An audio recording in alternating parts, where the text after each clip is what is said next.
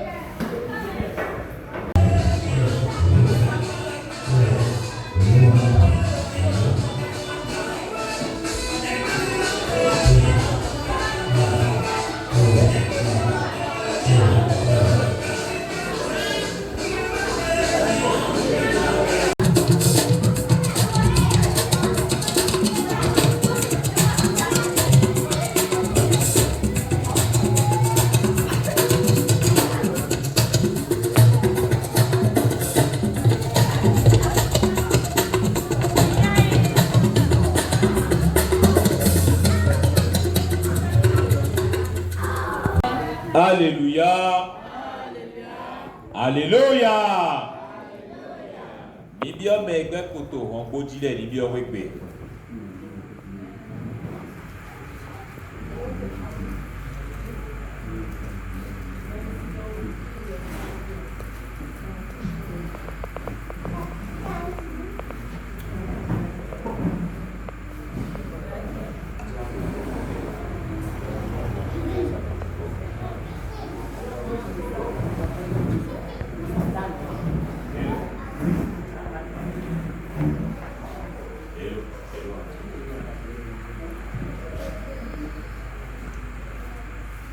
Jo ni wa logora mi. O me unda o me mi tin ko mi ko to je o je eto to me. Etewe ka heni wa. Messi gando na mi. Na mi le to jono yibo mi le do wa mi de. Lue he mi wa mi de be mi nyu enu lo ya. Nous les remis à faire badan Dieu ka tout en merci gardons nous mais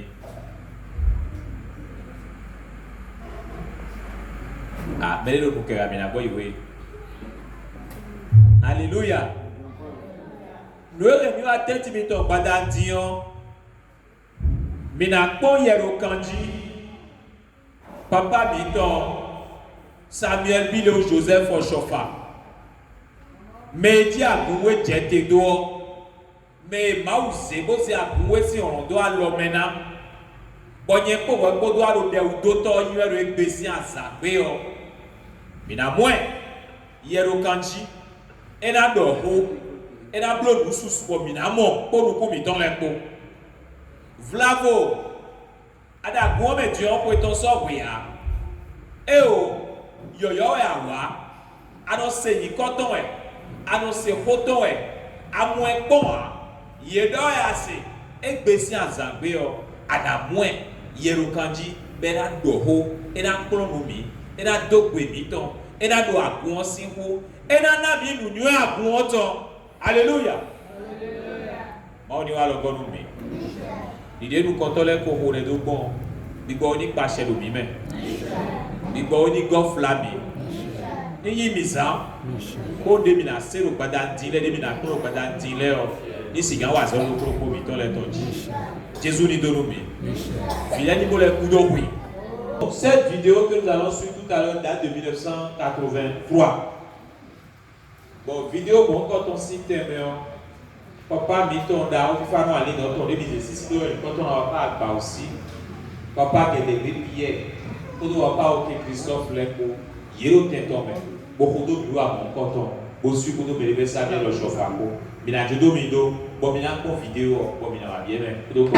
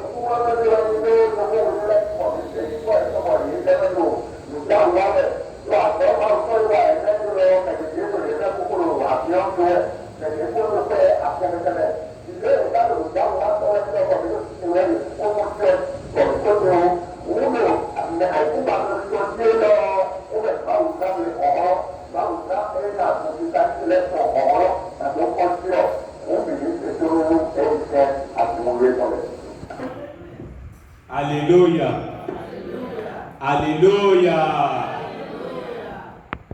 Mais si gando, do cléoume, nous des doto, nous des hommes misérés de Dieu, Devo.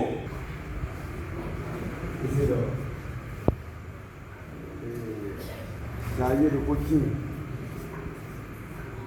Vous comprenez, il y a qui est au. Là, on est dans le comprendre. Oui, c'est ça. Lui, il a ça, il a plus de flou. Pour une autre flou, alors. Ça va s'asser, lui. Le soir, bon. On va aller avec le carouage. Le point, il est le pas. Et il y a l'autre qui est. Nous, il va donner quand il papa, ça va bon. Pour s'approuver. Pour lui, il peut la couler de la voiture et du tout. Papa, ça va donner. Amen. Et on voit du coup au sapou. On allait reprendre les pieds de la couleur. Oui, les noyaux donnent papa, tu vas donner les deux tickets. Mais les bidets. Et les boudoirs donnent les à moi, mais on lit les tickets, le bleu, le job pour le bleu. Et on va donner tout nous, ça libère les lèvres, le plat, le bleu, le verre. Oui, c'est tout le monde. Mais vous parlez de papa. Bon, la tijani, bravo, amnon ko gbe mi o mi don gbe o. Ele mi ni ade ida idofin, e ida ide te o ni wa. Nu pro me da ko si te ni wa. Nu e ku do mi la ku me. Nu e so mo ye ko we ko mi de we gbe so be do a ga ru bo me kata ma ka ku we ba ni me fu e. Me no bo me kata. Nous sommes les pauvres, nous sommes les gouvernements, avant les boulots, nous fouons. Mais nous devons avant les boulots, c'est faux. Nous pouvons manger, nous mettons à Gouanton. Tito à Gouanton les matous. Ou alors à Gouanton les matous. Ou est-ce qu'on pour la part de Gouanton, oui. Alléluia. Nous comptons c'est ce que nous pouvons pour l'essentiel ici. Nous comptons le pauvre leader, Johnson. Et quoi le fait? Bon, mais nous sommes là pour nous. Et ça, nous, ou alors nous allons appeler les autres, on passe à 5 euros et qui vous sont à bout. Pour nous, il y a quoi? Maman, le jour de la pour nous, plus mal aussi à pour nous, quand vous êtes là, autant on a mis les produits. Ah, on ne s'en va pas, je m'attends. Et la Dieu nous aussi a vomi dans les jus. Où est-ce qu'il y a dans le monde? Nous avons dit, il y a un couteau Saint-Michel. Mais quoi, vous mettez dans les budgets? Mais on dit, Saint-Michel, on lit dans le mini et qu'on finit. Papa n'a pas de couilles, il a coupé, mais on a dit, oui, bon.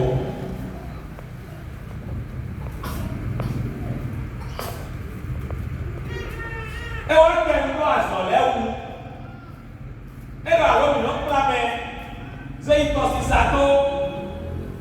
Mais là, il a ouvert un sato. Et là, ça a été pris du coïncidence à son. Alors, il a fait un couteau.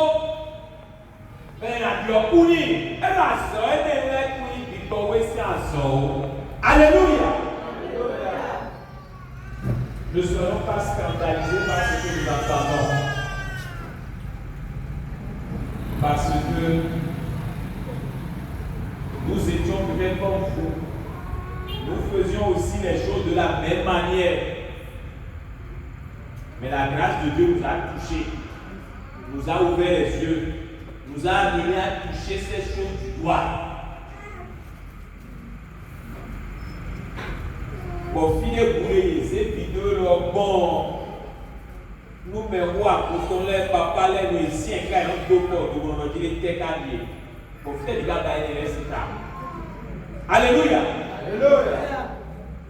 Ça veut dire qu'à un moment donné, des choses sont rentrées au milieu de nous. Le mauvais grain vivrait.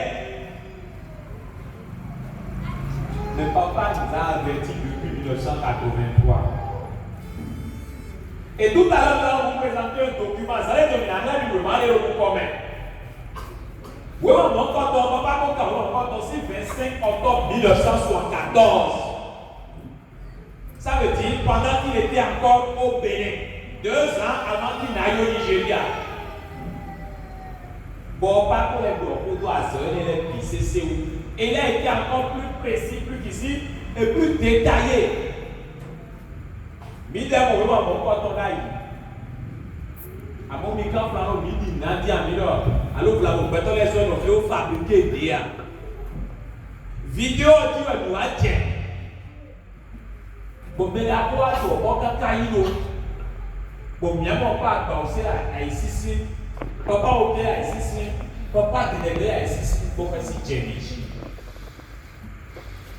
Mais le Dieu nous dit que tu là. Alléluia. Et nous avons venu à tête timidon. Nous avons école et nous avons fait nous misons 100 paroisses. Quand tu iras sur 99 paroisses, pour ne pas dire les 100 paroisses, nous devons avoir le boulot que plein où tu es à retourner. Tu es à retourner. Ah, il va me courir le chap-chap. Il va quoi est-ce qu'on me plaît à tout? Ah, et quand tu te plage, va bien. Alors, là, vous avez mis toi dans la règle. Ah, et va demander bas. Pour la soirée, couteau. Et voilà bon nombre de travaux que nous pouvons sur nos paroisses. Alléluia. Ou ailleurs encore, tu n'as pas dit qu'on a érigé Saint-Michel là. Nous avons aussi un dominaire pour nous faire couler. Alléluia. Chaque paroisse a son lieu de sacrifice. Les rameaux utilisés sur la paroisse, etc., là où il faut les brûler. Les bougies avec les qu'on a sué, le corps aux gens et tout, qu'on a cassé, là où il faut les brûler. Et il faut juste une pierre, un crucifix à cet emplacement. Mais on dit, il y a un petit alors, karateka, il y a un sous-titre, il y a un ténovine.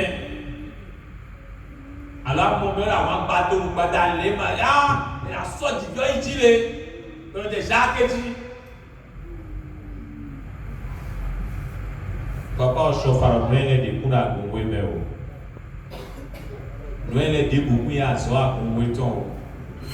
Et le bout de Nami, Jésus-Christ, Saint-Michel, tout est là. À son débouti, mais Kadawa Bono, à son tosi, Toti Wilson, Wake Berono, et bien tout le monde, sinon à son union. Aujourd'hui, nous retrouvons des travaux chez les visionnaires où on va casser déjà au carrefour. Où la nuit on amène les gens au carrefour pour aller se laver. Pourtant, pour caméra, pour carrer pour les comptes éclairés. Nous mis à galère pour les bonnes notes. Et bien, vous voyez qu'on caméra, pour bien dans ça, vous dites, dit le à ce là, des bouets candides, qui nous dans ça, combien ça a l'eau, et on est check à tout le monde. Aïe, on va me c'est loin d'aller. Ben, ils ont eu un sien, ils ont bien bleu les morts. Ben, le foie qui s'y l'amène. Donc, le foie qui est un foie, pour voir s'il l'amène nous, mais. Nous, les voisins là, nous commençons à dire venir. Alléluia. Badi qui nous. Nous disons, mais tout c'est un homme, tout va mourir, on dit où. Nous battons aussi, nous disons. Ben, il y a un signe au-dedans. Allez, nous c'est quoi de commun. Vous pouvez dire des boutons, vous voyez, nous disons quoi de commun. Mais non, vous savez, nous disons, aussi, on est à nous, nous ne savons pas tout le pays. Nous avons fait le Nous mieux allons y aller, mieux allons nous quand on est dit Dieu, on met quelqu'un mieux à des boutons c'est fini. Et puis bon, oui, alors on dit, on l'a dit, les parents pour qu'on reprenne mieux. Et on doit massiser les kédé. Nous ne sommes pas des tradithérapeutes dans l'église du christianisme céleste. Non, nous des amis nous disons aussi, nous voyons. Combien sont tenants pour eux? Jéhovah, Jésus-Christ, c'est dans le Taofa, né d'amis on est. Et donc, on met des titans. Nous comptons les vies 22 heures, là, nous sommes go, Yéhouan, Yézéa, Yézéa, Fine, Réa, Igo, London, Milan, Bawe, Ea, Ode. Tiens, tu nous combien de fois, mais fa, nous des amis on est. À moi, les amis nous écoutent pour similaire. Et ne regarde pas mon fils bien petit. Et le constat est amer. Vous vous déplacez peut-être là où nous avons les grandes paroisses qui doivent être des références. Vous allez peut-être à la paroisse mère, poser un problème à un visionnaire, un homme d'office de la pour dire, mais voilà, nous entendons le prophète qui refuse ses travaux. Mais nous, si c'est un upload de nous, avant upload de Gandia, donc il y a un rôle à essayer de nous quoi cause de la team. Et oui, non, mais il va toucher. Voilà, barre au final, leader au final, responsable gagner mais tout mais plein de salle de vision. Bon, il y a bon, nous montons le check pour ton jeu pour ton possible encore. Ton jeu pour ton possible encore. Ton jeu pour ton possible encore. Pendant nous les morts, ça va encore là. De voir si tu es là, un gars qui a dit qui a métier, et la bloc pour lui avouer. Un gars qui a dit qu'il a tosti ça, elle est présente et tout, pour la réseau. Donc, il y a un tambour d'or, il a tosti ça, alléluia. Et la Bible nous dit clairement quoi? Le péché contre l'être humain, contre le corps physique, etc. est encore pardonnable. Mais le péché contre l'esprit, ça veut dire qu'en fait, nous mentons contre l'esprit. Est-ce que c'est véritablement l'esprit de Dieu manifesté à travers? Là, c'est lui le précurseur de l'Église. Alléluia. Alléluia. Profitez du cas ainsi. Comment les visionnaires pourront prospérer dans ces cas? Comment nous pourrons connaître l'avancement dans ce cas? Comment nous pourrons connaître l'évolution spirituelle dans ce cas? Alléluia. Rendez-vous. Maoniwa alogoro. On a mis de l'office aussi ciel. Et là, Dieu, on a rousou, nos copies botons. On a sur nos copies botons les mains. Mais la seule fille pour me dire que la toxito bidon mère. Et on a payé dans la ligne fille confiée mais la bonne est cessé. Nous comptons bien maman et bien. Mais il dit à nous dit bravo donc. On dit moi Eli, il est là. Il est dans le salon. Il est dans le paille. Ou trop.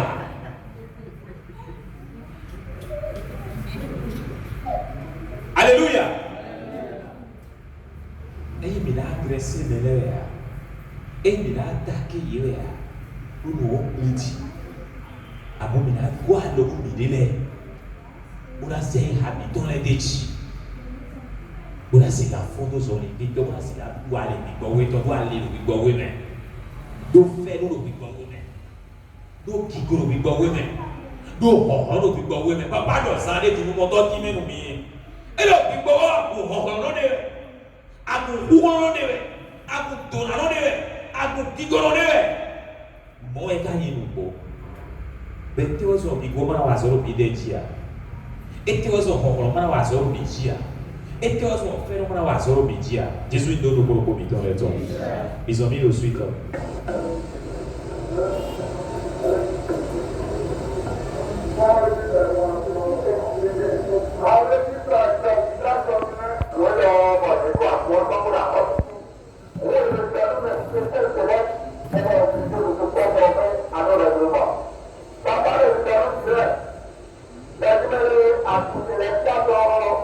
E poi da, voleva automaticamente, e non sta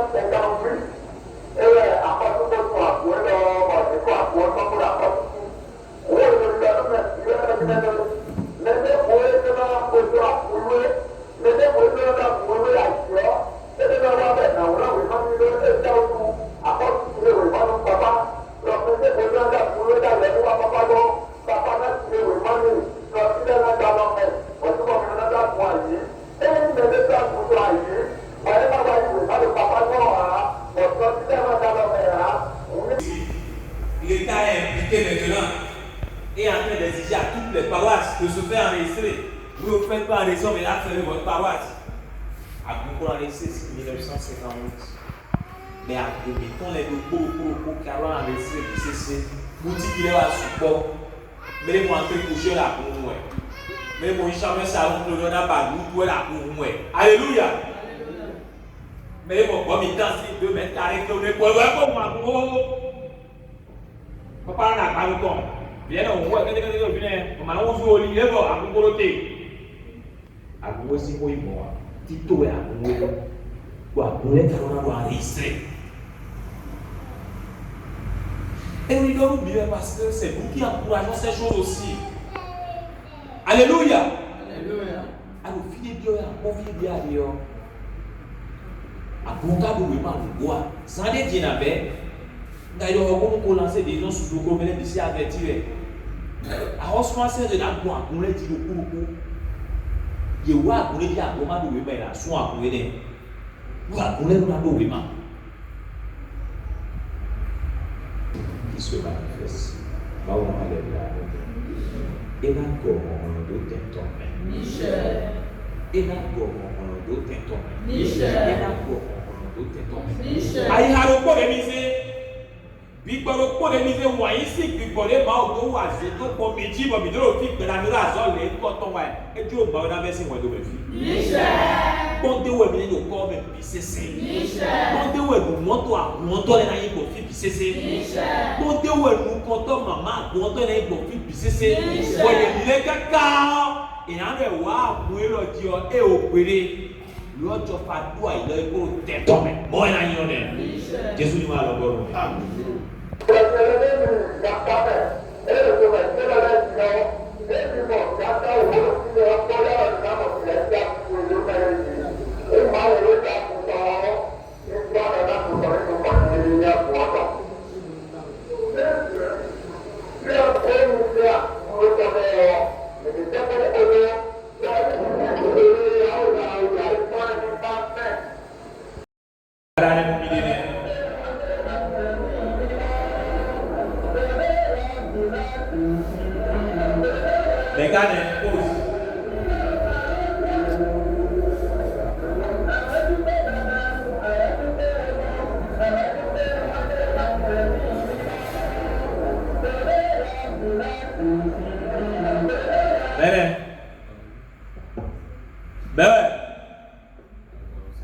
Papa àgbà ò sí ní mọ̀ mi dé dẹ́.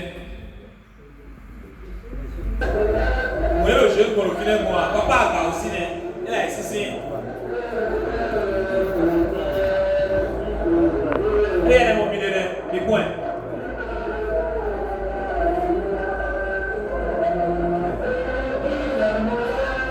Àbí àsílẹ̀ òfin ẹ̀.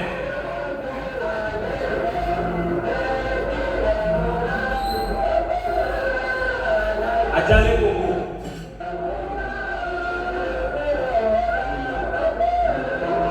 Bẹ́ẹ̀ gẹ̀gẹ̀gbé merci beaucoup de m'assier. Papa gẹ̀gẹ̀gbé lẹ́kọ̀ọ́ mi lẹ́rẹ̀. Alléluia. Alléluia. Mais les bisous là ici au toto. Et que ce maman Moïse. Báwo ni wàá lọ bọ́ọ̀lù mi? Báwo ni wàá lọ bọ́ọ̀lù àkùntàn? Vidéo suivante.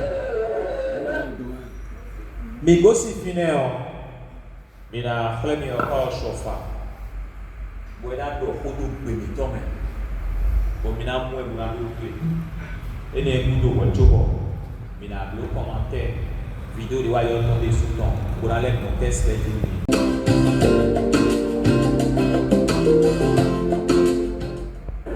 Ìwé sọ̀rọ̀ lọ́wọ́ wa, ẹ̀yẹ máa lọ àpò yìí rẹ̀, ẹ̀yẹ lẹ́yìn àbúgbò gbogbo ọ̀nà àyẹ̀dẹ̀ náà ní soso. Ìdájọ́ tó yẹ lọ́tọ̀dọ̀, ní máa sọ̀sẹ̀ ìwé, máa sọ̀sẹ̀ ìwé bọ́yá àgbẹ̀yìn lọ́dọ̀ ẹ̀yìn lò soso.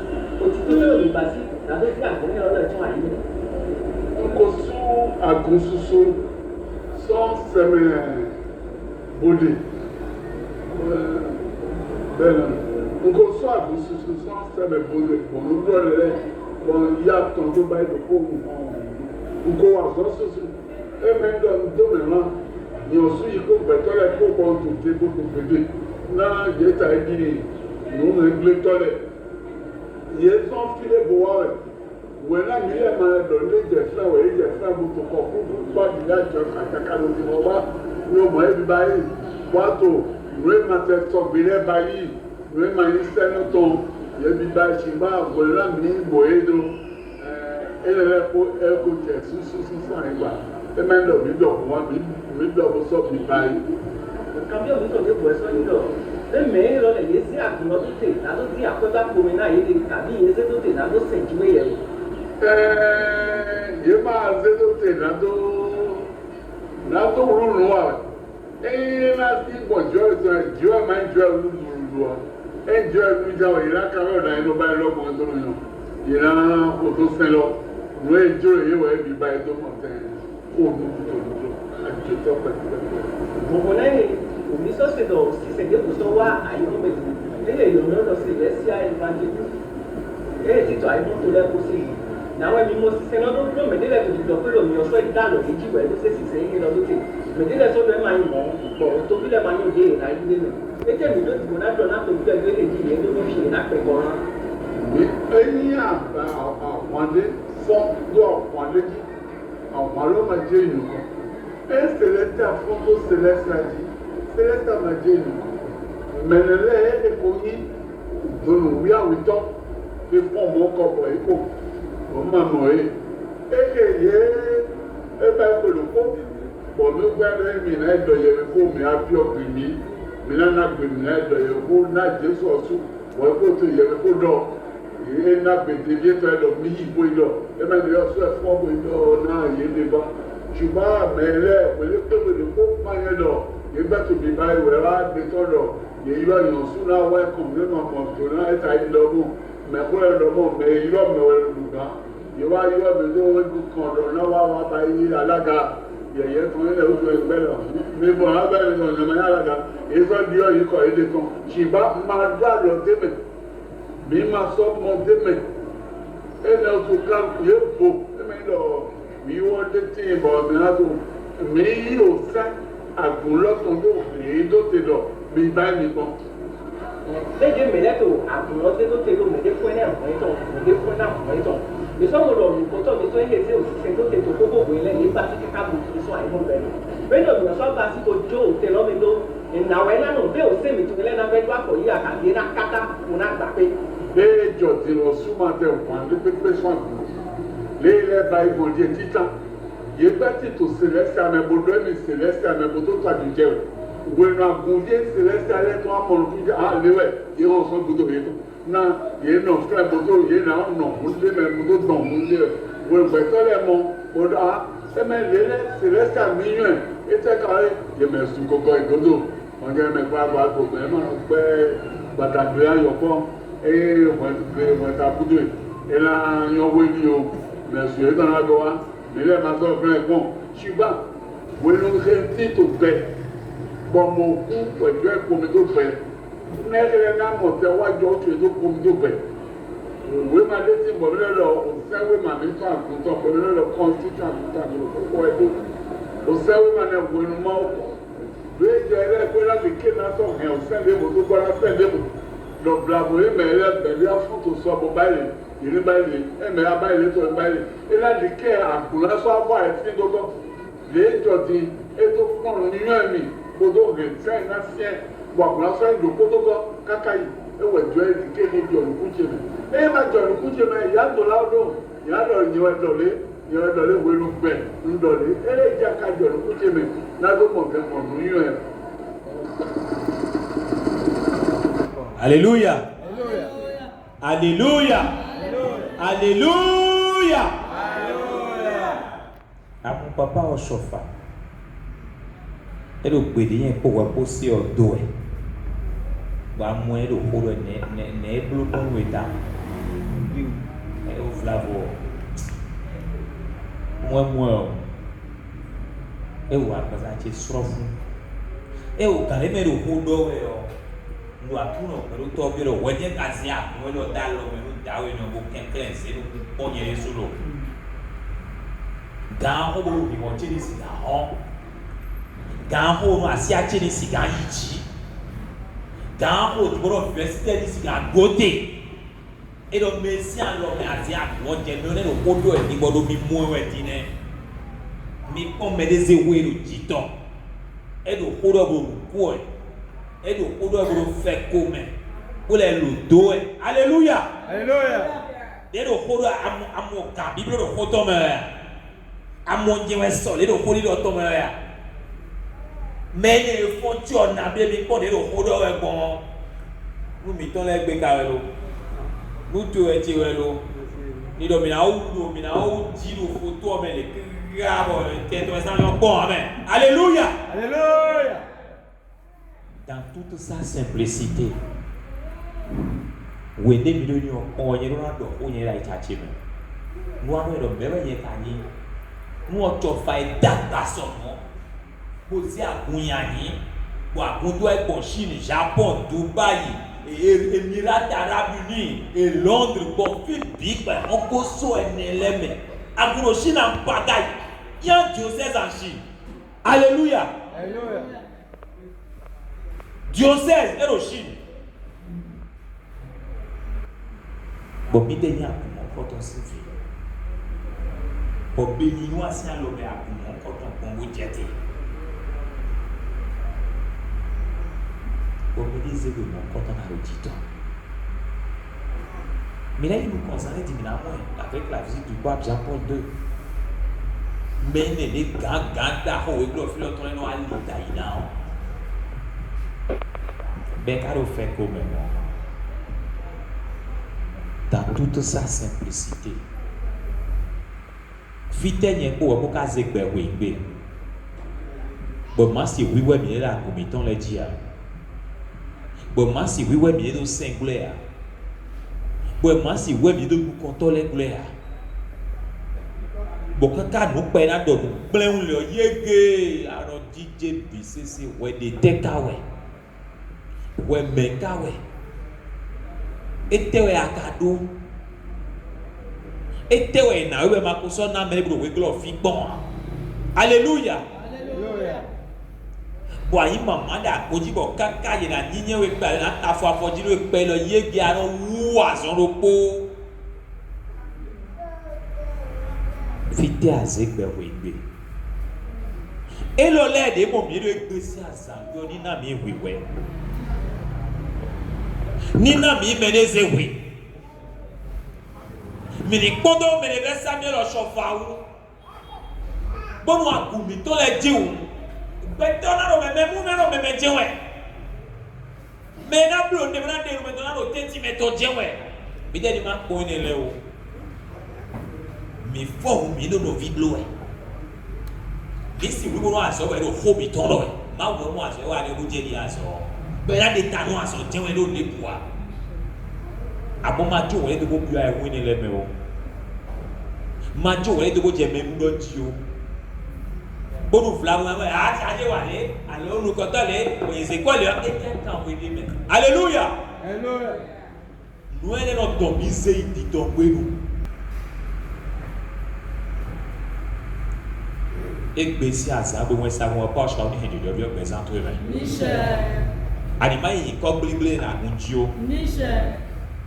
Et yon wa, amawa Gundio, mais bien que nego mawa, ni ma yido ya Dio. Michel. Ni ma yido mawa, mais bien que vraiment ni ma ebédia, a Gondi fa. Mais les démons, mawa ebédia, FIFA de pour dire avec. Mais wa ko je wian no be, nego. Les bars, on doit avoir un bandia. Bon, on est à ça, ça t'a dit toi. Michel. Des médecins au chauffeur, oui, ouais, nos titans. Mais les éoués, nos titans. Ou un ici à fort, nos titans, bon. Moi, ouais, le pour le miton, les là, si gagnent, nous, mais bon, Michel. bon, vertu, les déclins, cultiver le présent, miton, les béonnais. Nous, nous, quand ils miton, les là, bon, mais. Donc, il faut Jésus-Christ, quand même. Rappel de quelques recommandations.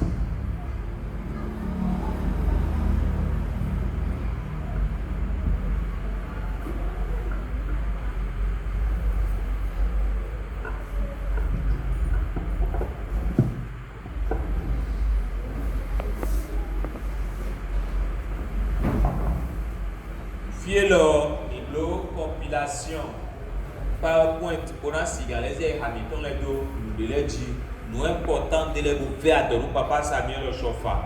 Ben Amina Gouweme. Ils ont mis, voilà. Mido we mande si nous mi tout à l'heure, on a mis le vidéo, on a mis le pratique là où on appelle ces documents lumière sur le christianisme céleste. Mais différent de lumière sur le christianisme céleste, on ne va pas détonner. Et alors, il y a en 1972 74 pas de c'est bien écrit là-dessus, provenant du révérend prophète pasteur Samuel Bilo Joseph Ochofa. Bon, il y a des lingots, il y a des gens. Bon, les lingots, les deux, on va pas y bleu. Oui, maman, quand on dit, il y a un gros ici, oui, maman. Ça veut dire qu'en fait, quand nous parlons de lumière sur le christianisme céleste, mais nous n'attendons pas des choses, c'est deux documents. Il y a ce qu'Adé Tona Apollinaire a écrit avec les bons savesses, mais l'autre, le papa, j'en parlais sur un. Alléluia. Bon, oui, mais il y a un cas de fiable ou de Bible fiable ou de temps. Pourquoi? Mais là, quand mon bio. Donc, oui, mais il y a un papa, j'en fais signer. Ben, il fait qu'on signe, pas aussi, pas barako. Nous, moi, je vais me mais dernière part, je vais pas signature la gare. Mais je vais signature de côté le co, blanc barato de côté le co. Bon, si soit 14 ou 15 de mon corps tonton. Bon, vraiment, et ouais, dans l'aide de photo vidéo de Rémi tout à l'heure, parce que nous, au début vidéo, on grandit, on pas de dire, et puis pour nous demander, il y a quelques années, pour rappeler les lèvres, c'est de ces documents qu'il parle. Et ça parle des bains que nous faisons à la plage qu'il est interdit. Ça parle des bains que nous allons faire au bord de la rivière ou bien des fleuves. Ça parle des pratiques qui sont contraires à la doctrine de l'Église. Et de l'ordre de l'utilisation pour Saint-Michel Tonhou. Et de l'ordre que militaire vidéo à boire au vivant. Donc, alors, fille de votre les mazes, vous avez bien intimitant. Jésus n'y va alors et des coups d'eau, où est ma de pomme, et on a des design, nous savons. Jacques, il a dit que Jacques, il devait faire dit. Alléluia. Et le design, il est si en sort, et qu'on sort, non, faut pas aider ou d'ailleurs. Non, faut nous accumuler à ma de nous, soit dans l'école, nous à tout garder à l'école, alléluia. À nous des enfants, là, maintenant, il y a habité trop lourd. Et Sopia, c'est contraire à la doctrine de l'Église. Ailleurs, les gens pour la question de savoir, vous avez vos sangles. Alléluia. Vous avez les pailles miraculeux. Alléluia. Mais les sangles, c'est interdit. Après avoir pointé quelqu'un, mais c'est bon retournant. Papa, c'est irréligieux. Et on s'est amoureux et fait tout le monde et on s'est dit photo tout. Et ça bien. Et on est aussi moi. Et on est aussi moi. Ça d'accord. Mais pas frapper le mur avec. Alléluia. Ou des ans. Mais de voir qu'on a pas des ans, pas des ans. Non, mais quoi donc avoir le mineur à aller pour des ans pour qu'à passer dans les mois. Et le couteau, le couteau brûlé, et là, on a encore les sous. Et beaucoup en témoin pour dire, mais ça ne va pas. Alléluia. Papa aussi, 1974, pratiquement le contraire de doctrine de l'Église du christianisme céleste. Mais terminé, on a des exemples et dans nous. Pour citer car oui important pour nous. Car nous comptons, et dans nous, on va s'aider. Alors, quand tout nous s'aider. Bon, et donc nous comptons terre, on a cigare à ça, mon comptons. Bon, voilà vos gamins, nous comptons attendre la grandie. Alléluia. Et donc, nous disons, pour nous dire, rago, mais la blue croix, j'ai mis le rago si tu es le bon, mais la blue croix est née. Bon, nous comptons attendre les natos. Bon, mais la zé rago, le blue croix est née là. Pour nous poser et donc on a remplacé nous comptons un élève il faut des nous comptons tel aussi on rentre dans l'oiseau fini et dans l'oiseau quand même alléluia mais bien on nous dit quoi Merci. Et donc, quand vous êtes et tu n'as terminé, ben dit terre pour bouger terre et pour Flavo sacrisien il finit il a tassé nous be Flavo. Mas sacrisien il dit que mais allô et ton oiseau les cléoné allô et il avait il peut filer blanc bref gagne même présentement et la grandi a bon on est là grandi le fin trop là Flavo et ko sou bouger bassi ho o ta bien le bon niveau donc sacrisien si on le sous il est pour abadio bouger à ton Dieu et quand on va se réunir qui a même ou là encore leader au couteau etc. Quand vous allez dans les brouses pour avoir même une bougie pour prier c'est un problème bougie derrière à ton père Dieu nous finit mais quand on va se réunir bougie t'es aussi en sort mido turoje boraze ramo borale blue croix on a paix pour former minaze attend boranto do attend les systèmes bon elle ne wele minaze ramole pour poser et do terme pour disposer y nous miteme mon coton tewe si aso angel tewe et là yo fine gamel si aso jena bible lo fine alléluia mais quelqu'un mazin homo mawa buji so go dojele et le jawa zela ni c'est quoi il faut bouger te obrante avec que nous comptons quoi que était roi ton con et dit bah ça nous voit goudou abonner en fait do et aller parce que l'église doit fonctionner l'église doit pouvoir survivre ces choses qu'on a donné à nos paroisses les bougies les petites bougies qu'on vend c'est les sacristiens qui vivent de ça etc.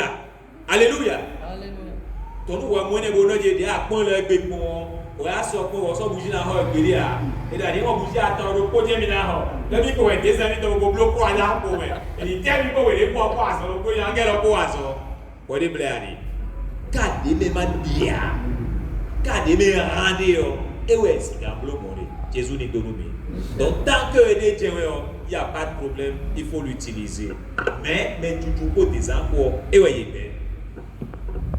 et écoute et wa kendo doko et de votre livret de chrétienté où nous avons domi nous avons un clan nous avons un pasteur nous avons une division forme les bissés papa comme oiseau et le rappelle ton depuis le 10 décembre 1983 et le livret de chrétienté continue depuis le 10 décembre 1983 fille Nika si elle est jolée dit que il y a même bissé dans le fidi mais ne vois si zéro le dire que un livret de chrétienté ben à jour il dit quelqu'un me sort d'autres comment va alléluia merci nous devons se laisser à l'honneur mais je serai encore pointu pour la première fois on a dit livret de chrétienté des deux et des na tout même papa au chauffeur gelé vide et dié ben tu na béton na gouen ben béton na gouen de bési à ça que dans le livret de chrétienté bon si à ça de dié béton na gouen mais et n'a qu'à suivre ton dit caca de baptême ton ainsi de suite dernier de but caca de première onction ton ainsi de suite tiens mais ta comprend ben la bassi na gouen mais et nous attendons même là tout et des bassions et nous attendons date première onction tonton deuxième onction tonton ainsi de suite bon dernier de culte on laisse évolution et sous et nous attendons des mains livrer mon coton mais et nous avons aussi photo des mains bon caché à Gundéji et bassi et bon il est là et nous avons dit bon nous il registre à Gonton mais la Gondio et nous avons photo dans le registre mais bon nous avons quand on le registre à Gonton mais de sorte que nous te va gondi fit bon fier bassiné bon non fino ko bon ouais dia gounde vodio ouais tu na imi do finé nous de la dit bon ouais bio nous a des livres de chrétienté chez toi ben na poko no rochiti mais maï mon sobo mais les amis va il y a 3 mois de vie li dans charge de vie mais les nous couton nous ko yato me bassin les quoi en bas sont derrière c'est comme il doit refiler le gandi à moins 1 an après comment au place suprême c'est vrai avant si on allait dire que alléluia nous contonner Ou bien, ma bouton corofi, Seigneur, ma malheur, véritable corofi. Bon, mais nous pouvons dire que nous sommes allés. Ah, mais quoi, mais vous ne parlez pas. Et non, moi, je ne peux pas nous dire ça. Moi, je vais regarder aussi, moi, les films. Et les autres blagues, c'est dans la télé, c'est là qu'on finit voir. Oui, donc. Alléluia. Alléluia. Sans aucune connaissance de l'Église, sans aucune maîtrise de la doctrine de l'Église, sans aucun des principes de base de l'Église. Mais nous avons des poutiens d'auto-romains. Et là encore, on est flou que pour avoir de wagon, non est problème on est. Bon c'est à quoi on clairement le plus gradé dans tout groupe. Alors bon ou bien on est intercalé mais là on a bien c'est nous qu'on doit autant l'intendien. Alors mais après dire qu'on a mis ça wa. Voilà notre titobio tout tu problème. Aha. Viens passer nous pour tomber pas qui copie ou étonner. Quand tu entends des personnes là qui donnent nos toto. Et les ouzous suprêmes qui vont continuer. Nous comptons d'avoir, oui. Et ça crée des frustrations. Alléluia. Alléluia. Ça crée des frustrations. Ça crée des situations difficiles. Papa, on chauffe à ça, vous êtes à solaire, il est comme moi, il est là ici, ça. Beaucoup de gens pas on chauffe à votre nom. Qu'on a besoin de ça. Pour pouvoir suivre tout le monde comme cela se doit dans la hiérarchie de l'Église. Malheureusement, regardez même il a flippé aussi en sort. Et bien, il est depuis si gamelle. Or, c'est notre passeport en tant que chrétien céleste. Bon, nous ici, il gagne au fil de Bouddha à Concours et nous avons si dans Oiseau. Si 1983, et on pas pour le moment mon compte aussi. Il a zoé au filet de notre bougie. On a signalé rafraîchi, mais moi, nous pouvons nous les confiner pour nous exhorter les bohotolés, à Bougalé, de n'y instituer. Il n'y instituer nous fidèles les BCC. Il n'y instituer comme paroisse les BCC pour nous mettre des cigares. Jésus n'est pas nous. Mais quand c'est fini, maintenant, interview de nous papa à des tonnants Apollinaire.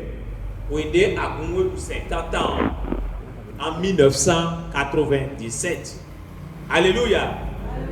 Et bien, on a oublié de dire 72 ans, merci. Et bien, nous sommes dit. Donc en 1997, où il est à Goumoué pour 50 ans, il est carobien. Il est carobien d'eau. Où il m'a dit la lumière sur le prisonnier céleste Bocan. Il est carobien d'eau, où il m'a dit. Deux pétions à confier sous à gomiton à toi sous Dieu et dans constitution bleue et compte pour union à en lien va pas donna au déna midero fio pour une lumière sur le christianisme mais c'est faux. Papa Chauffeur le prophète de l'église il n'a pas choisi de faire quelque chose propre pour le Bénin et autre chose pour le Nigeria. Alléluia. Alléluia. Nous n'ayons à quoi piton et yon mauniwa logorumi mauniwa logorumi mais ma si Roméo photo de nos finères Martin nous connaît cette attention de dire on ne s'adresse pas à l'individu non mais les dire on peut bien au finir et c'est une erreur parce que section de l'audio bien caché visage et attirer attention maintenant cacher pour éviter les polémiques inutiles pour maintenant on va la première. Alléluia. Donc dès qu'Amobio et donc il a dit et il y a une lumière sur le christianisme céleste fidèle les pasteurs au cas aussi à Gouemé Andi fidèle pasteur de fonction au aussi pour à Gouemé Andi ce dont nous parlons la vidéo existe on va vous montrer une séquence de la vidéo tout à l'heure et donc il y a les propositions et bien libre de Mahomet à mon papa il y a un lion papa il y a beaucoup pour le mal des zones à Zoro, pasteur qu'on a pu voir à Gouemeo. Donc, on est grand, on est grand, quand on dit, Emile, papa a aussi, papa Koti, il faut nous aller d'autres. Papa, mais non, Paraguay, Tiamou Lucien. Pendant que mes rois, bouton dévolé pour le Lucien, papa Santi, nous réunions mon coton. Et Michael, il y a un jelly. Nous avons des candles où il m'a mis. proposition est de mise dromiton. Donc, we are not be bowe kundo we mandeo.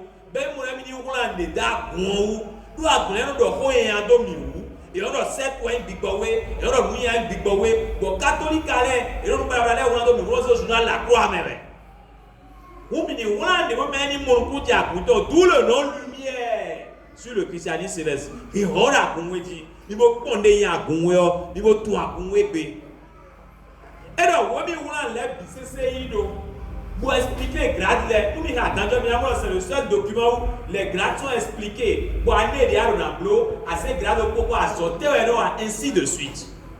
Mais à la fin, quand il bloque proposition, et il m'a dit, papa n'a pas besoin de sortir ton corps.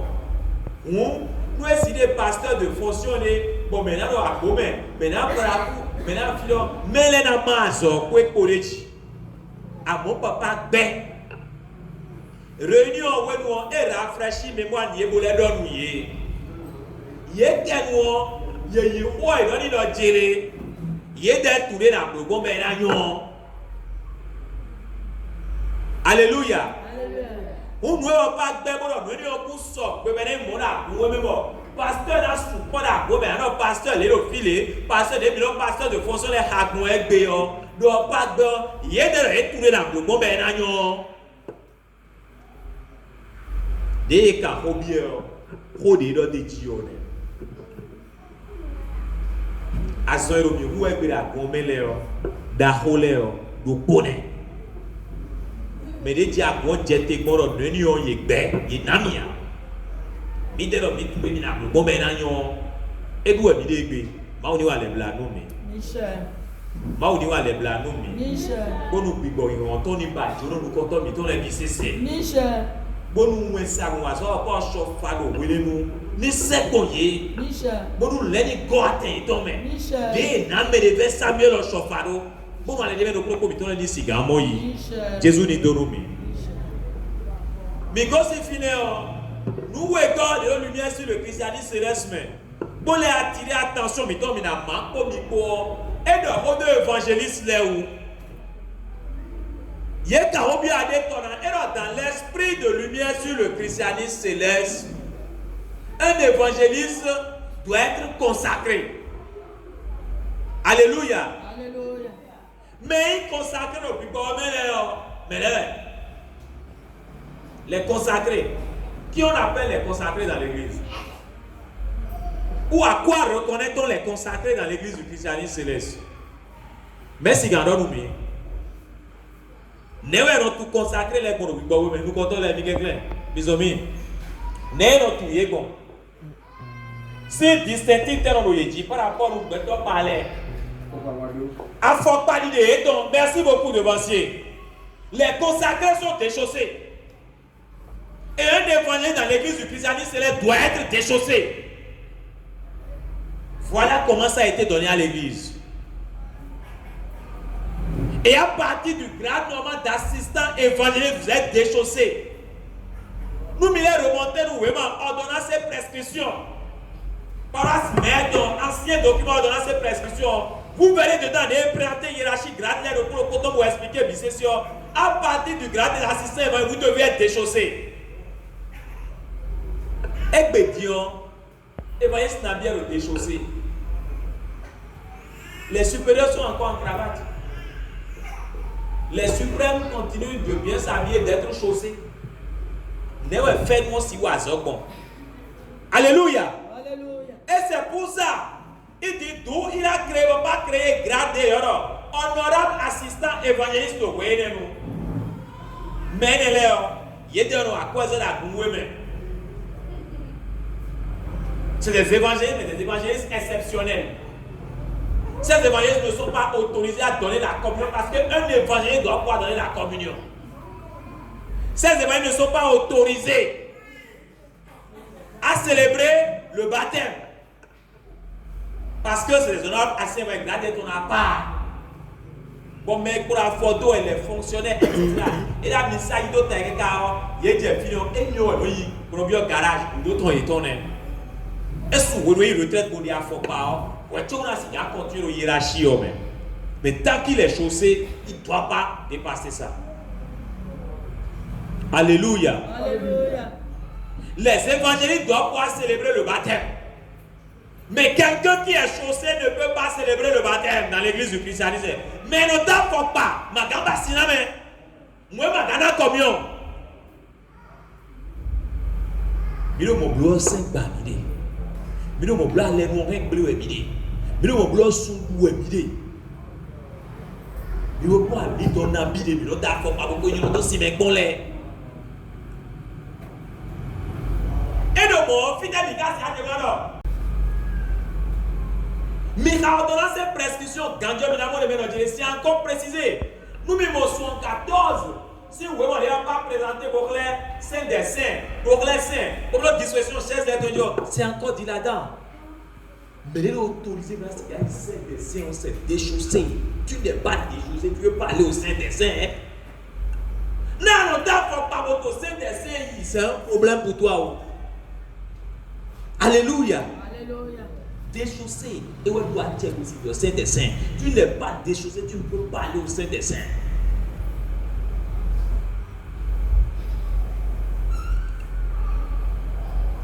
Pour les paroisses où les responsables qui ont implanté la paroisse sont des fonctionnaires, c'est pour ça qu'ils ont besoin d'avoir un collaborateur direct qui est leader en charge, qui est le chargé spirituel de la paroisse, qui gère tous les affaires de la paroisse. Eux, ils sont peut-être présidents paroissiels, etc. Mais celui-là qui assume ses responsabilités, il est déchaussé. Alléluia. Alléluia. Mais le déchaussement, il est devenu un problème pour nous. Bon, génération de l'Ouest, tu ne m'as pas de film, c'est que des montées hier, bon, j'ai entendu tout le monde qui sont à gros même. Donc, nous voulons dire, mais il faut nous dire, Angela aux États-Unis, au Cameroun, au mais les lois, c'est tout le monde.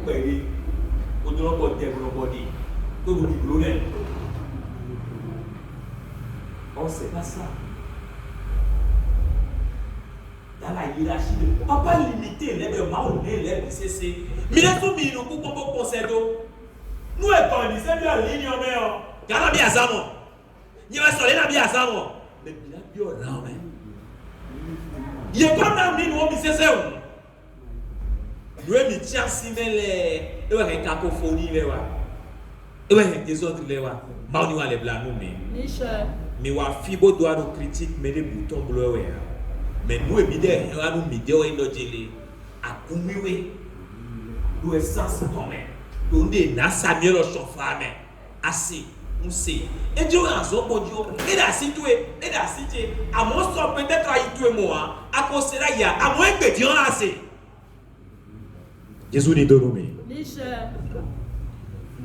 Mais aussi finir au minado horumido 10 piliers là et minokose tegbe là mina gondi rapidement nous milier le baptême, l'onction, l'adoration, les 7 prières journalières, mina voyez dit tout à l'heure, la célébration de la fête de Noël, le lavement des pieds, la Pâque ou mort du Christ, la résurrection du Christ, l'ascension et puis la Pentecôte. Donc, nous doudou, wo, ya gouénou, mais si un dédié, boyo, weda gouévio, et de là, retrouver nos présentes mélènes. Midomina, kendo repodi tout à l'heure, 10 piliers, mais étape repodi, au final. Les 7 prières journalières. Et donc prêter confusion au Messousougon. Et ce que les gens disent n'est pas juste. Le chrétien céleste doit prier 7 fois par jour. Alléluia. Alléluia.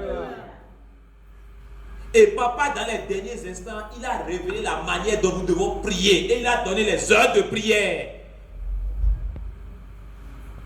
6h, 9h, midi, 15h, 18h, 21h, 0h. Alléluia. Alléluia. Bon, adoration journalière, nous allons bloquer. Nous allons célébrer. Alors, Téoué, Béroko. Mais j'ai vu alors, nous allons dire, alors, je dis,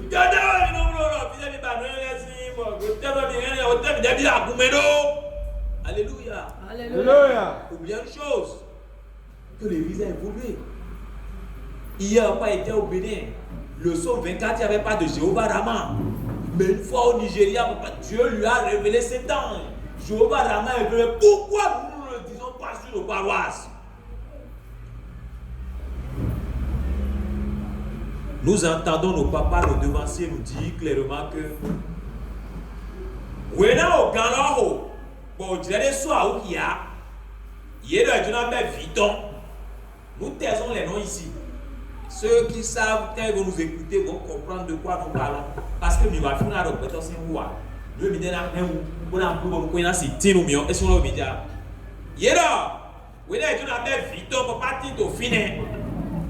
Donc, polémique de Wabédo, on décute des terrains de vilotons.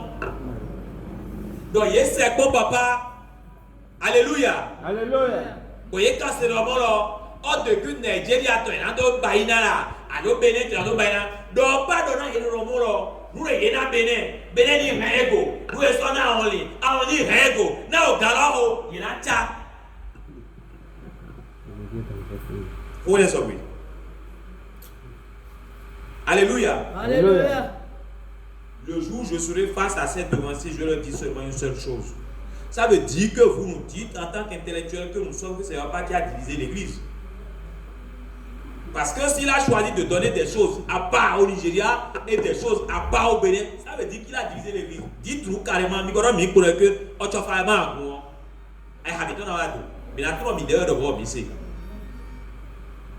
Alléluia. Alléluia. Nous décombinés, on est. Et Dieu, et t'es deux bibobia, et ouais, bibon, on laisse roi. Bon, nous, les cadeaux d'autodit, bon, toi, mi ton le vedo. Bon, mais les repères, nous, mi des romans d'accoum, mais.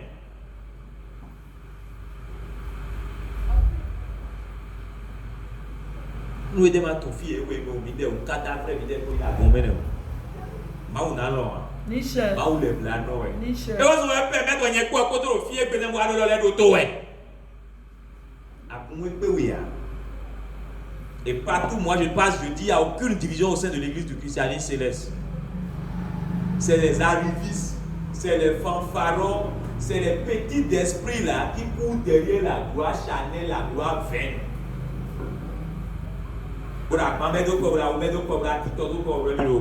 C'est tout. À mon donné, bien, on va s'en faire tourner les dollars. Oui, bon, nous, Jéhovah, Jésus-Christ, Saint-Michel. Un petit ami, mais avec. À mes petits temps, on va obéir, c'est va tomber à son âme. Parce que c'est clair. À ma yé, à des soirs au Bénin. À ce moment-là, il y a un signe à oiseau. À moi, il y a un oiseau. Vous voyez un jeune qui est plus âgé que lui, il n'a fait aucune année dans l'église, et le gars se retrouve déjà supérieur. Bon, il y a un supérieur, il était déjà après, il est au cours. Il y a un petit peu de temps, il y a un audace pour être divin au bête de mes poids. Alors, il y a un peu de maman. Alors, c'est divin péria. Alors, c'est d'assou péria. Ou est-ce que tu as un incident où elle est dit?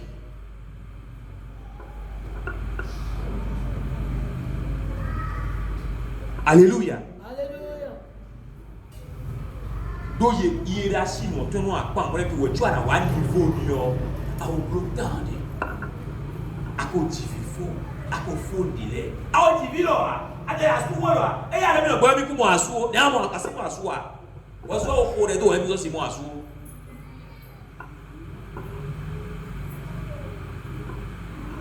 Ah, il veut vous laisser un peu bien comme à soie. Alléluia. Alléluia. À y retraiter les 5 mois en fonction. Ah, sinon en fonction. Hein. Voilà ce dont nous souffrons. Et là, tu vois déjà dans l'église, 48 ans, il est décédé. 32 ans et coup. 42 ans et coup. 60 ans, il y a une promotion et pour le dîner. C'est normal. Oh, soyez voyons. Big Boy, on y est. On va pas aussi. Oui, mais nous beaucoup. Big Boy, mais on va dire mi bon côté où est le bon pour mi destination na do etia pourquoi bi bo de dia blo mi de blo e gbetia il faut c'est un moment Mais il faut aussi un bloc pour tomber. Bibo et des blocs, et il y a quoi comme bloc avec bétien. Il y a des mondes à dire au bloc. Il dit fier maintenant que génération sacrifiée.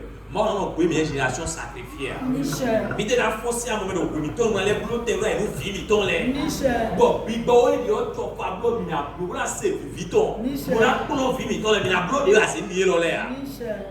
Nous devons dire à dans l'homme nous. Regardez tous les grades que nous avons eu dans l'église. Nous soyons bons parce qu'on a tellement créé de couleurs que ce n'est même plus joli. Les gens ressemblent à Kouvito et beaucoup dans l'église. Et ça, oui. Oh, vous n'avez pas vu au sauvage, big bossy, moi, mon bidon, dis-moi. Ah, on est venu dans le comité, les bisessions, en quel délai on tourne l'homme. Mais où est-ce qu'on tourne, mon coton, et Koubanji? Mon bidon, Tito. La chair a pris le dessus. Maman, là, on doit qui est droit, on va là. On doit payer, ouais. Au lieu, maman, simple, on doit payer, je ne suis plus aidant. Et bien, dis-le, et en tout cas, on doit violer, et bien, révélation à milliard. Alors, tu as un roi,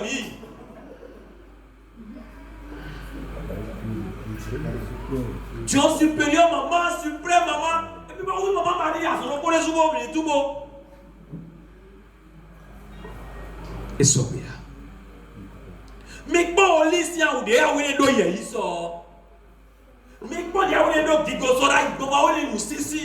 Et bétion, il y a zéro ici à voir, il y a si à voir ici. Pour s'évanouir ici à voir, pour partir là, pour vous goudor, pour partir ici goudor là, et péa.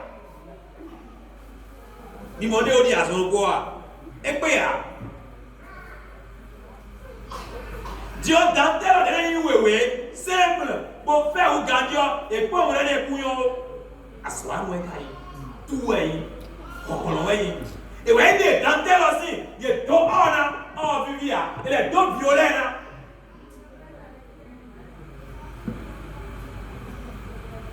Mais les nous, moi, deux.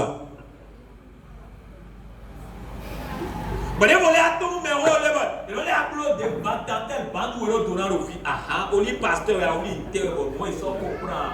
Mélange de l'opinion. Vite mieux, oui.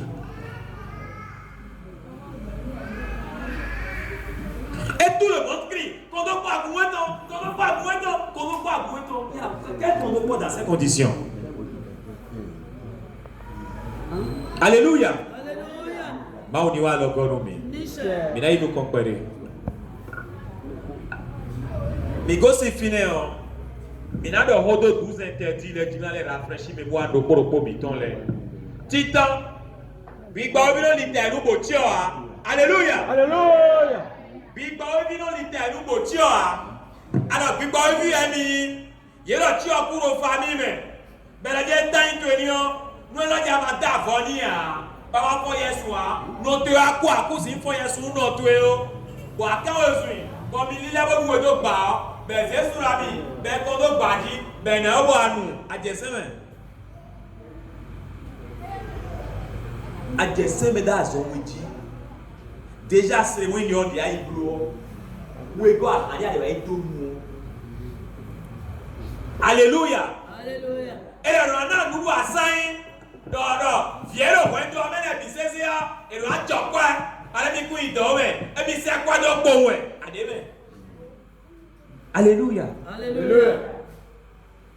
Flavo Sounoye, allez dire, le grand-père dit de quoi? Il est dans ta famille, et puis pour moi, et c'est pas les mêmes de banou plus tard. Vous pouvez bien le banou plus tard. Mais non, l'État, vous venez l'air. Flavo, avant nous pour d'albe maouton. Bah, il doit ouais, mais là, on voit le contre mais à Jivi, Flavo, et le repos l'école. Le repos nos filles. À Béouessou, mais il y a un foyer sous. Donc, il y a un gros. Les mailles, on doit taper nous, mais. Et à partir de là, il faut s'en trouver. On a quand on va nous connaître. On a eu du bouet. Assure le bouet d'eau. Et son bouet, il va ouer. Mais on nous robe nous. À Tipari. Ah! Et so bia ma oniwa lo gorumi wego Because if you don't cigare, je l'ai, Coral Villet, alors chicha, alors foufou, c'est ton problème. Alors génération aussi, c'est faux. Tu es en train de consommer la cigarette comme ça. Mais bon, vite à mon cigare. À ton gars, mais non, moi, assis, Adami nous content, il y a un bloc, vite, et tout bloc, à moi, le rosario, quoi, to gin demain, to whisky, to rhum saint-gin, avec mon rôle, tu n'en l'as ton énergie, nous en faisons le tour, il y a des alors, tu n'en l'as ton, t'es petit et nous, tu n'en as des mots, tous les jours, on y a un juron. Alléluia. Maman, il y a un fibre de tagato, le mien. Voyez, que il y a pas les mollets, voyez, ça gorge, mais que sur la vie, si il y a le jean de G, dernier massif, parce qu'on a talon comme le coco, nous et tous les jours. Pas bien, on a vu quoi, non. Ça ne va pas. Oh, il est interdit dans l'église. C'est des on appelle ça maladie, ou maladie. On est que l'on dit, on est que bẹ́ẹ̀ mo ṣe ń lẹ̀ bẹ́ẹ̀ mo mẹ́kú lẹ̀ bẹ́ẹ̀ mo sí àyè bẹ́ẹ̀ mo ṣe gbòmìnir ní ìlú kọ́ ẹ̀ wọ́n tún bí adé tó fọ́ ọ̀dẹ́ rẹ̀ àyè lọ sí tó ta gbogbo rẹ̀ lọ sí kó ká sí ìbọn tó ta wọ́n mẹ́ká bílẹ̀ àkàlẹ̀. jọ yẹ ọkọ tó lẹ adọ́rù mi di o lẹ́yìn máa nu sùpọ̀ ẹ̀ lè máa nu mú ẹ̀ lè jì bẹ́ẹ̀ gbúgbẹ́ o tí wọ́n ta dẹ̀ bí wọ́n ṣe kí tó di sá lè máa nu mú ẹ̀ lè jì et tu les vois boire la bière comme ça. Ako ido etan we ase gbero to we belo si on re ma we ma ko no wa we e ma na wo we alléluia Alléluia. Et là amanu abet diabète oh yeah le diabète na bere alléluia Alléluia. et ye o le diabète na bere do ye ko mo le mi na ko do gberu yi we de jan do we su pe gbo gberu ma ko edo e o le ko si anye bo nyonji mu akodu alo de ko alo de me o quelqu'un badanti yaro sisi o dialogue ici mais les aussi à un gudo puis dans le moi mi non moi ouais moi bien aux alors pour moi que ça dit par des kege quand je viens tu non les bersi ho mais tu non tiaje na alors ne no wa ya moi na wa ya en bas mo yibo je ne bois pas pourquoi je vais garder ça chez moi je dis je ne bois pas je vends la boisson. Pour qu'on les vienne, bon, bonsoir, comment ça soit ici dans tes verres. Nous n'avons pas moi, tout ça dit que les gars, nous allons au quatrième point en même temps. Pour donner moi, vous allez lancer haut. Ah, ben, on va y bien entrer dans le taquin, c'est pas le bon. Et dans nous de boire.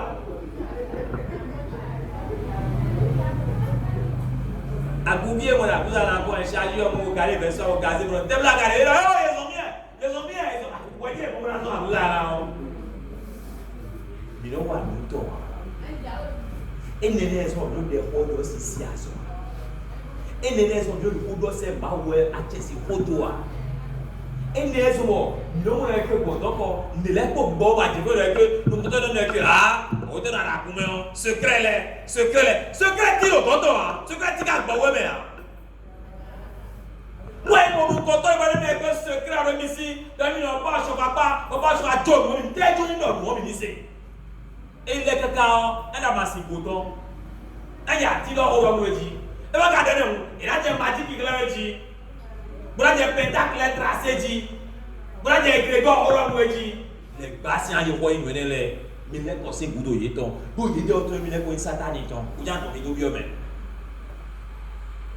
Biboro quand tu as des coups, les coups. Aïe, on va dire tout le monde. Mais non, que les dagues, que non, que et que nous préparons et donc vous pouvez voir le livre des anges. De quel ange? On va pas des hommes bien. Mais comment les invoquer? Mais déjà ancien les dit. Mais non, ils travaillent. Pour nous faire nos dos en main. À donner de avoir un table. C'est clair. Aux anges, il y a un homme qui fou. Aux anges, il y a un homme qui fou. Aux anges, Jéhovah a l'associé un homme qui fou. Pour Israël, il est joué. Pour Europe, pour CNN, il y a des spectacles. Mais on dit, c'est fou, c'est du satanisme. Alléluia. Alléluia. Ça, c'est les trucs de la Rosoukoua, c'est les trucs de la franc-maçonnerie, c'est les trucs des sectes, des membres de l'Yogo. Comme nous, horoscope, c'est moi. Mais la numérologie, c'est moi, non. Mauniwa le God, oui. Mais notre loup, quoi, mais quand on doit oui, oui, on parle de président, on va mettre Clément dans le dîner. À moins que la zone est à nous exiger, nous, mais il tenue de travail, mi-temps. Nous, il manque. Donc, pour éviter au maximum. Le devancier vient à la paroisse, il est responsable des cours bibliques et il met le pantalon noir en bas. Au premier moment, ça dépasse la montagne et on va le pantalon noir en bas. Bon, tête noire, pour vous regarder. Mais c'est à pour pardonner au boulot. Alors, il a mis ça quand même savoir pour 5 points mieux. On savoir si c'est pour les conditions de l'homme. Nous avons un instrument, nous faisons oui. Jésus dit de nous. Mais nous devons pardonner au dia. Mais nous devons pardonner au dia pédé. Alors, attends le micro. Aïe, mon lit. Dans la cause de l'opportunité, la cause de l'opportunité, quand on est dit. 2 minutes de au filet. Nous sommes les Walloués pour un dollar et la table pas de nous les voter. À deux roubilles. Ah, allez, mon blé. À la tête, un peu bien à blé. Mais nous n'avons pas de vous dire c'est interdit dans l'église du christianisme céleste.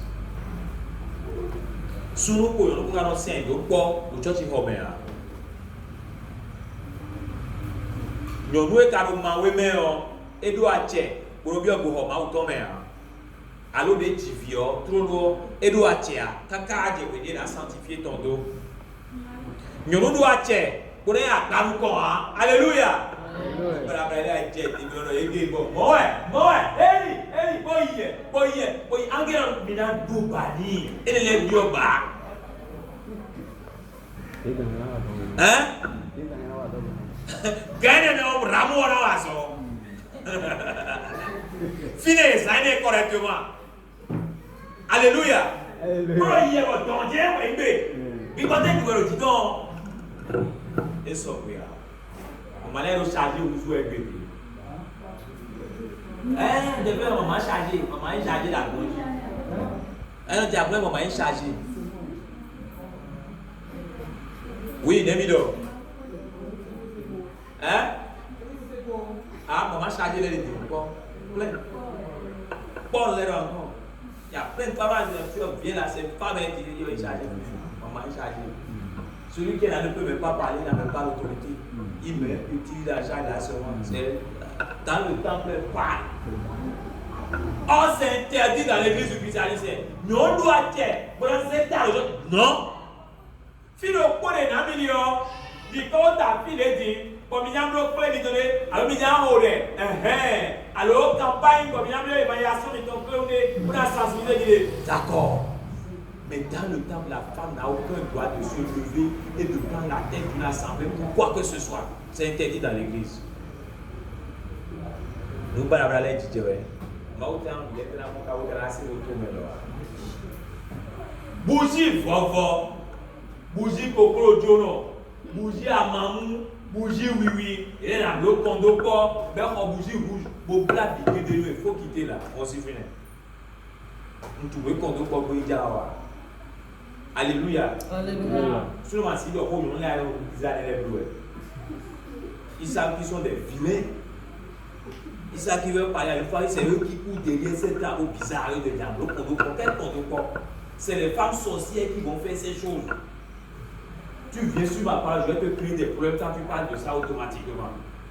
Alléluia. Alléluia. C'est pour diviser les foyers. C'est pour créer les problèmes dans les maisons.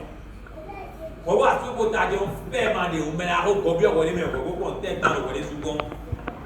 Tu es incapable de préparer à temps à ton mari. Assurons d'abord, assurons au gamin.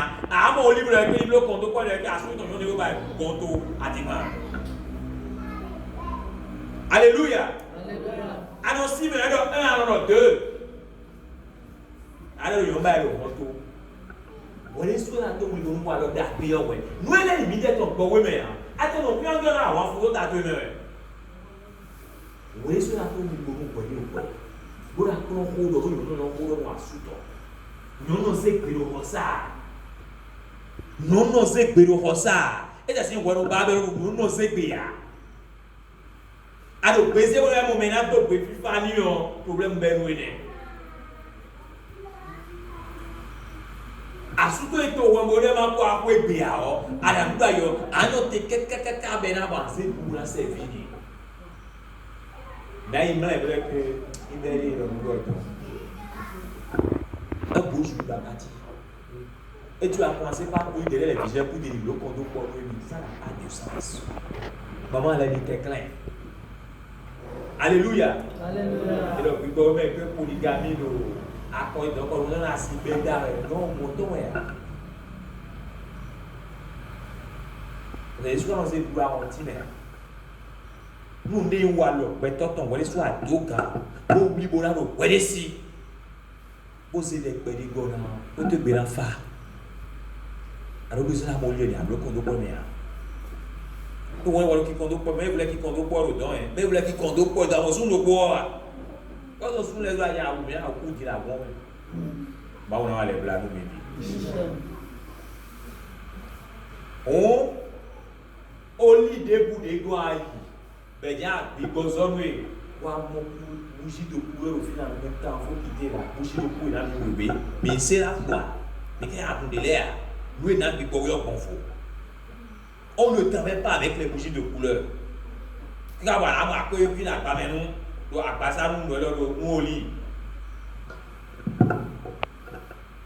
Pour d'autant, à Galilée, à Yodide, sur les lycées, et il doit vite.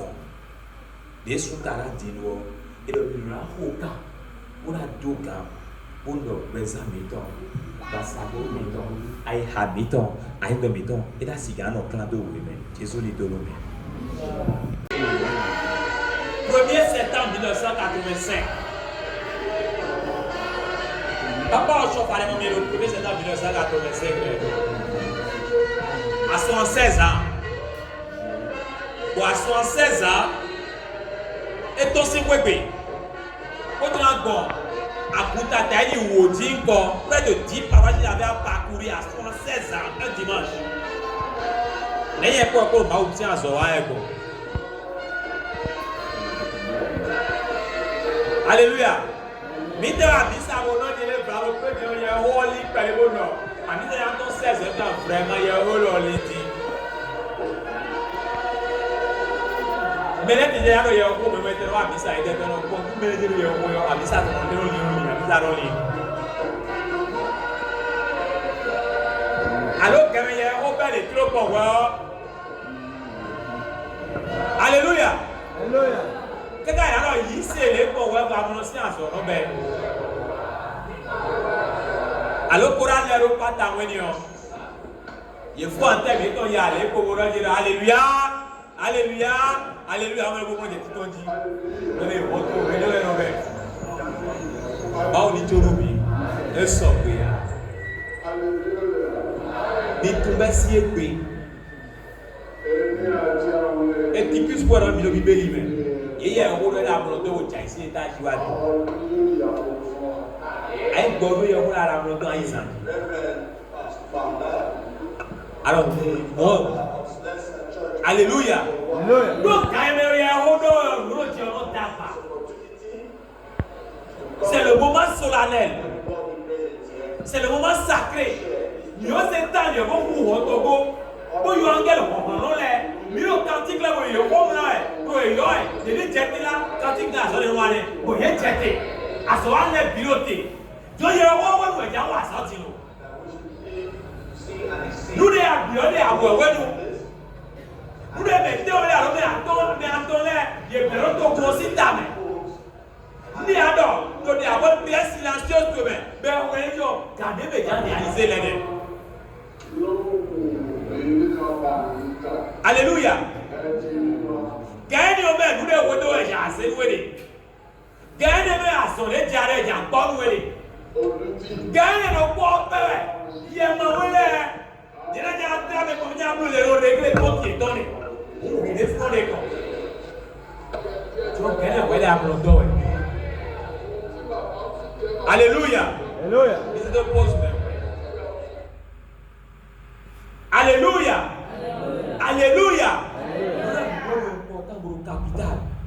On voit même les gens à l'hôtel comme ça, assis, là, la tête baissée, comme ça, ils commencent à dormir. Quand les gens ils sont bien. Ils sont bien. Oui, elle est là, gardons. Bon, mais d'un coup, on y est. Go, go, go, go. Go, go, go, go. Go, go. Et il y a des vidéos films, ça, quoi, mais sont au blind. Bon, tu me dis, car on coupe, on coupe. Bon, il y a un chat qui te met un gros tour, ils ont assez. Oui, mon bébé va pour le haut, les gens donc quelque chose de gros. N'est-ce pas?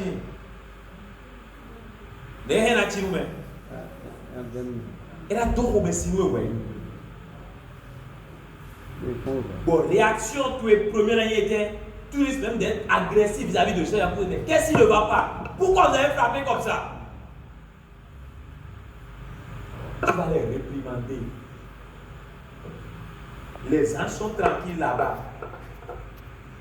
Tu as chanté Yara Sara, mi fla, mi yon, pas Dieu les têtes au lieu de Dieu. Ah, vous, oui, non, pas être au bout de l'épisode. Il va te dire, ton diable, il dit, il va, oui, au milieu de l'épisode, ouais. Il y a des raisons que Dieu dit, il y a des champions. Il y a des personnes qui disent, ah, voilà, il va le dire, alléluia.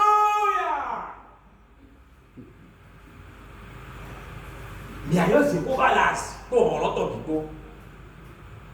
Bon, il y a pour les voisins à conclure. Il y a quoi dit au petit bouton. Il y a son sein, il y a nous laisser, il y a nous laisser. Je vais là, c'est pour enregistrer les musiques, pour transmettre le message.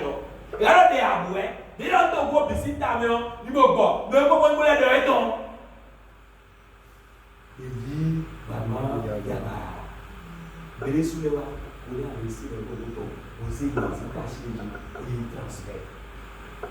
Car alors, on vient aller le problème, durant la célébration, voilà ce qui se passe. Des brûlés pissés, fouilles au tino. Kawa au tino. Mais non, nous les violets dans les pissés, c'est tino. Il faut que nous réguliers, on y tape pissé, on dit le mal au potent, tu as eu le mal à tino. Mon prédicateur au mon continent, mais c'est le mal, mais Dieu me dit, le roi y mais ça fait descendre les anges, ça fait descendre les anges, ça fait descendre les anges. Mais vous, pour sortir la gâteau, vous dites le mal pour le correcteur, mais Dieu me dit, vous ok, voilà les tout à l'heure, après les tout à l'heure, voilà vous les avez, nous les cartes à cadeau, mais des cartes, mais il y a à la vente, il y a un bateau même. Parce que tu leur as perdu le temps. Il y a donc, il est donc à l'eau, Alléluia. Ça ne fait pas rire, c'est une vérité. Donc toutes les fois, tu te retrouves dans le temple, pour ça, il va dire comme l'autre, on doit faire le lié. Et là, bah, quand même. Parce que les gars ont gros bon. Oui, on dit à Béo, et nous éviterons. Nous avons un gros avec ton tonton. Nous aussi, nous avons des mouilles. Nous avons dire à notre Pourquoi? Parce qu'il ne veut pas que tu rentres dans la grâce. Parce qu'il ne veut pas que tu obtiennes la bénédiction. Dieu a bleu les pères, semaine en main, ne pas dans le. Il y a mis ça dimanche ici. Il y a bien vendu que il y a ça ici. Makassane, allez, donne-moi ou encore. Oh, tu sais bien que c'est toi qui es en faute. Dieu lui l'a envoyé là, l'ange est venu pour te satisfaire. Tu n'étais pas présent. Ton corps était là, mais ton esprit était au dehors. Parce que tu dors. Premier jeudi, même scénario. Au passage, on bon, finalement, on a dit que tout le dit, il était le dialogue pour vous, mais en malheur, nous contrôlons ces deux maladies. Et t'as plein de rôle, donc. Quand même, on a noté, on a noté, on a dit, quand même, on a dit, on a dit, tu as le Dieu, les gars, pour l'expression. Tout le monde est courbé et puis on envoie les fesses en l'air. C'est quoi cette connerie? Et ça dégage. Alléluia. Oui, mais on va faire, tu vois, c'est pas moi, c'est d'Ora, comme un retour. Anti oui, que l'on dit à ma carte au milieu. C'est vilain à voir. Posture de podo, le temps. Ça fait rire, je fais une petite blague, mais au jour où nous m'y aider. Posture de podo, le temps. Et les gens qui viennent dire qu'on a joué au coliti. Au lieu d'être terminé, on va t'attaquer. On va dire qu'il y a des personnes qui ont encore les campos de jouer. La double à l'autre, on va dehors. Tiens-toi droit sur tes genoux. Pour recevoir le message comme ça. Tu as besoin de couper la tête, de mettre la tête par terre. Il n'y a pas de quoi. Mais on le fout, on le fout. Il va où, quand on oui, mais quand il est pas ça, il finit. Et on le retrouve dans les trois postures. Oh, le roux, mimo, on les fout l'étape de constellation. Mais les constitutions, il a continué, moi, ça les quoi finir. Et le dernier coup, il y a un tu mets là, le bureau combé le corps. C'est pas bien. On doit se tenir droit sur nos genoux. Sortez mon vie. Amen. Amen. Oui, nous avons vérifié. Sortez mon vie. Pour nous, tu vas le dire. Il y a quelqu'un qui a il faut fermer les yeux. On dit qu'il y a pour la bague. Il y a des rois qui ont mieux céleste assez vite. À nous, on a un ton goué. Donc, tu as pour le temps. Donc, à ce moment, papa a 76 ans. Il doit parcourir encore 10 paroisses, ni interpeller, ni aussi en forêt. Si en 76 ans, lui est sorti de sa maison, le bâtiment, il doit parcourir près de 10 paroisses, ni aussi en forêt. Beaucoup de gens comme vous, à ce moment-là, à Boho, quand vous avez blé à Bouti, on y va les blancs, mais à Zélébéla, pour ce que vilain, ils se savent quoi. Vite on l'air, mais la boucle c'est vide là. À ce moment quand on laisse vivre là, il y a pas de petit moment. Pour le même coup de on l'accident au cou. Nous mais laissez nous voir qu'on est. Papa c'est tellement beaucoup de lui. À mon petit coin arrivé on m'a aussi en sort. Au petit que le temps sur le dos. À ce moment là on a jeté si en gare on a jeté wa. Et là il a jeté si escalier mais la colère tout est mort. Et nous faisons un fond ça. La Sénégal est un jeté. Quand on ne va pas chamer, il veut bien. Ne m'en pas pour jeter. Il jette. Il est bas fort le bâton. Il va le bâton. Et on continue. Alléluia. Nous mettons chance pour l'auto-expédie, chauffeur des convois, ces vidéos, d'auto, dans les meilleurs. À Bazana s'en fout. Et dit, il savait ce qui allait se passer. Mais quand et là, pour un petit rappel, quand nous allons un peu en arrière, Dédo Jason, bon, ça voulait tout le temps. Il était, mais il était 20 ans, les 20 ans étaient proches.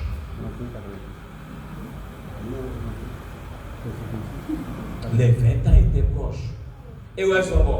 Mais annoncé, vous voyez dans nos discussions intimes, pour pas aussi pour et donner pour nous dire. Il savait tant pour et tout le temps pour à côté dans les dieux le 1er septembre et le dernier à côté dans et on dit au Paris doit on à où les doigts c'est un peu maintenant vous le pensez plutôt mais point des coups d'autres on est au Togo après les hommes pour les Togo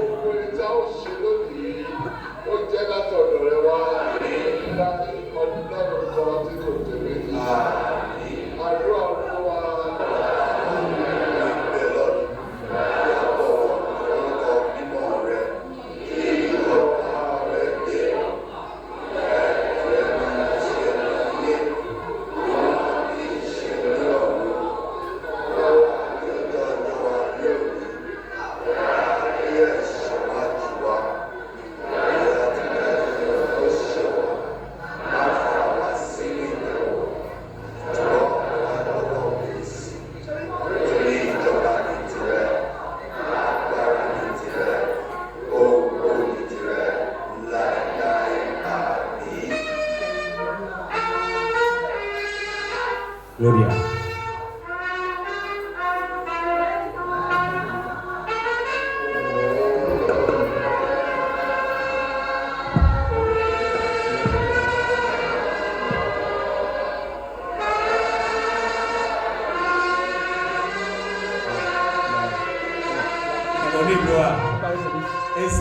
Et passer service, merci de commencer. Nous, les au final, c'est un manque d'humilité. Il y a des gars qui ont hier. Tu as sorti à l'homme, et c'est à son tour.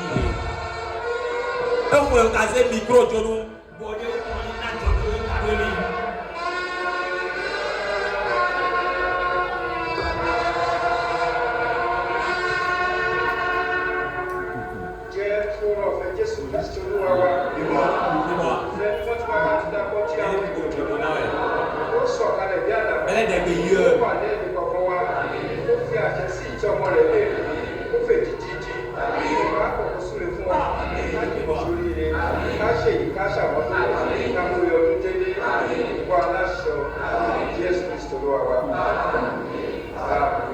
Mais quand Ghana n'a pas besoin de hésiter, on va y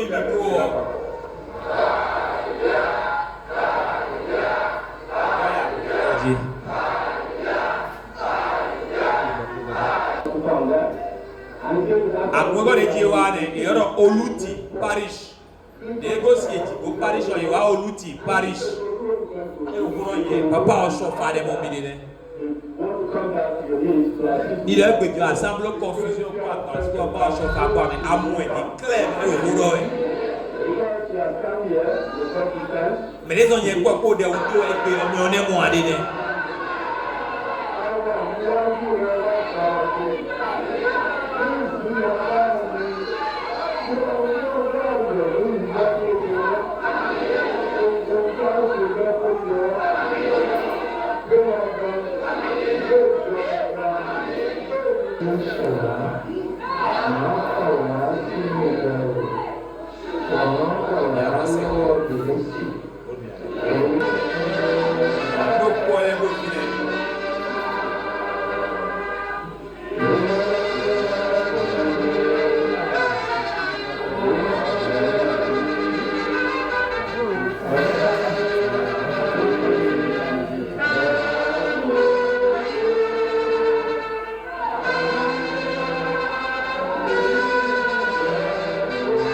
Mémoire.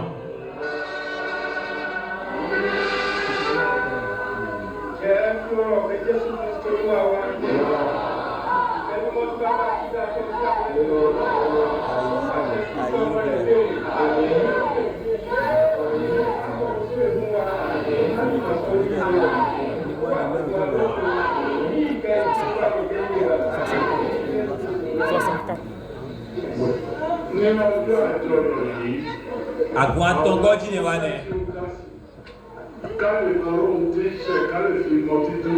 Ero ikoro du Paris. Baya we ho da ko ji asan de do wa. Iwe. Ti tonton da obi ni do ton on e mo pe ton le do mu e grand public on e.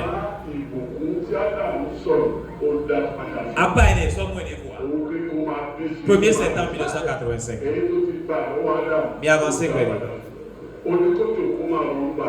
Expédition aujourd'hui à Zéné qui connaît soit il y a la couine de beaucoup quand on fait pour payer la soirée. Et le béton au pôle, le pôle c'est rare. Ouais, pas tout bien, allez le pôle chauffe. Mais le ingénieur ou un ingénieur qui possède une photo monnaie. Et là, c'est vrai pour moi, il y a beaucoup de quand on fait pour il est comme pour aller normalement sur la 4e paroisse. Vous avez une attention à Lyon pour Expresso. Voilà, il est déjà doué. Et le Sénégal, alors, il doit s'aider du Huawei. Il y a des honorables assistants, il y a autant de gens qui gardent les signes à la cour. Les honorables assistants, yes, pour les cacables de la musique à il y a Jossi Luta. Il y a un bel écho tout le monde. Mais bon, malais, nous sommes en couleur des euros. Nous sommes en couleur des euros. Mais bon, malais. dẹ̀ bi dẹ̀ kẹ́ bàmúlàmúlà lẹ́sìn ní wájú sáà yẹ.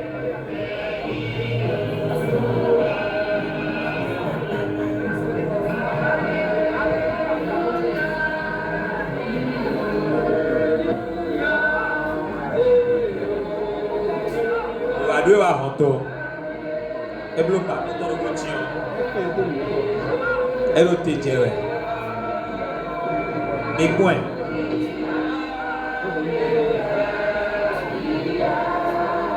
mẹlẹ pípọ́n ẹ yẹ huhu wọn ni ẹlẹ sundo fi èrò sí ẹ̀dọ́ tẹgbẹ́ ọ ẹ sundo kó wá yí lẹ́dọ̀ wọ́n pípọ́n fi èrò nọ tẹgbẹ́ èrò ògùn bẹ̀rẹ̀ bí ẹ̀rọ jẹ́ ẹ̀dọ̀ fi náà yẹ huhu pọ̀ tí ọ ní òfin ẹ̀ bẹ́ẹ̀ sí àlọ́bù sundo kó wá yí lẹ́dọ̀ mọ́tò ọ̀tọ̀ bọ́ ẹ̀sìn ẹ̀dọ́ kó ní owó ẹgbẹ́ ọ̀tọ̀. Nous avons fini on te place dans la coupe. On te met bon. Vieille réunion. Yézé aliamo jayiji. Elle ni leko. Elle lei. Elle leleko. Expedi la minote papa. Na vie mi jey no ayi to ma yi wu ni na bo ni le odeji. Communauté la lodi. Et là, il est dit. Et là, il continue. Il y a petit coup de soie soyé. Moi, toi, je me va. Va, vous balancer la lodi. Au bout de